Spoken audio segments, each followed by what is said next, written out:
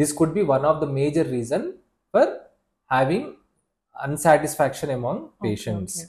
అందుకనే personalized designer knee surgery, ఇప్పుడు నేను అంటాను, I consider myself as a personalized designer knee replacement surgeon.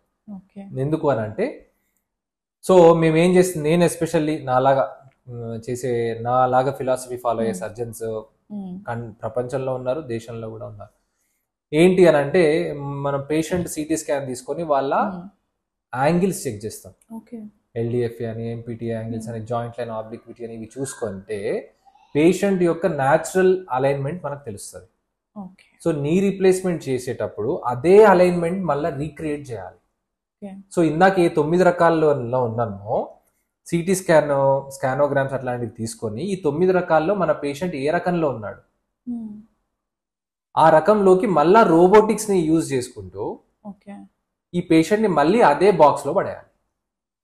So taking the patient to his own native pre arthritic anatomy అంటారు. దాంట్లో మనం బట్టలు కుట్టుకుంటే అందరికి ఒకటే సెట్ కాదు కదా, లేకపోతే ఒకటే కర్వేచర్స్ ఒకటే అవన్నీ సెట్ కావాలి. సో ఎవరి నీని బట్టి ఆ నీలోకి మనము పెట్టాలన్నమాట. సో దాన్ని ఏమంటామంటే personalized designer knee replacement surgery. ఇది మనం రోబోటిక్స్ లేనప్పుడు చేయలేము. ఎందుకంటే రోబోటిక్స్ లేకున్నప్పుడు మనకు ఆ అలైన్మెంట్ మనం కరెక్ట్ క్రియేట్ చేస్తున్నామా లేదా, ఆ జాయింట్ లైన్ ఎట్లా ఉన్నది, గ్యాప్ ఎంత ఉన్నది అనేది మనకు లైవ్ ఫీడ్బ్యాక్ ఉన్నది. అదే రోబోటిక్స్ లో ఏంటంటే మనం సెన్సార్స్ పెట్టి సర్జరీ చేస్తాం కాబట్టి మనకు రోబో ముందు స్క్రీన్ మనకు కనిపిస్తుంది అనమాట.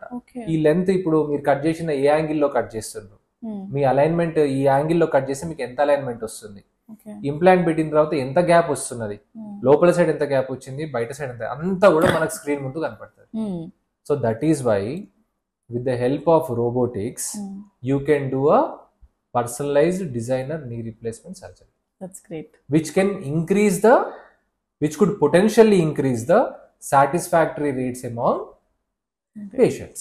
The patients lo satisfaction 80% నుంచి సక్సెస్ రేట్ కి మ్యాచ్ చేయాలి. సక్సెస్ రేట్ 99% అన్నప్పుడు హ్యాపీనెస్ ఫ్యాక్టర్ కూడా మనము 90-95% మ్యాచ్ చేయగలగాలి. సో దాంట్లో robotics and technology will play key factor, especially ఇప్పుడు ఆర్టిఫిషియల్ ఇంటెలిజెన్స్, మెషిన్ లెర్నింగ్ ఇవన్నీ వచ్చిన తర్వాత. సో రోబోటిక్ సర్జరీస్ ఎంత వరకు సేఫ్ మీరు అన్నట్టు? Knee replacement, regular knee replacement ఎంత సేఫో రోబోటిక్ నీ రీప్లేస్మెంట్ కూడా అంతే safe. In good hands. In good hands. ఇంకా చాలా మందికి తెలియదు, లైక్ నార్మల్ నీ రీప్లేస్మెంట్ కి రోబోటిక్ రీప్లేస్మెంట్ చాలా కాస్ట్ అని ముందే. సో జనరల్లీ కూడా ఒక 50,000 to 1 lakh normal knee replacement కంటే ఇది ఎక్కువైంది. దానికి కారణం ఏంటి అని అంటే మనం సెన్సార్స్ పెడుతున్నాం. కొన్ని సెన్సార్స్ రిపీటెడ్ గా యూజ్ చేయలేం.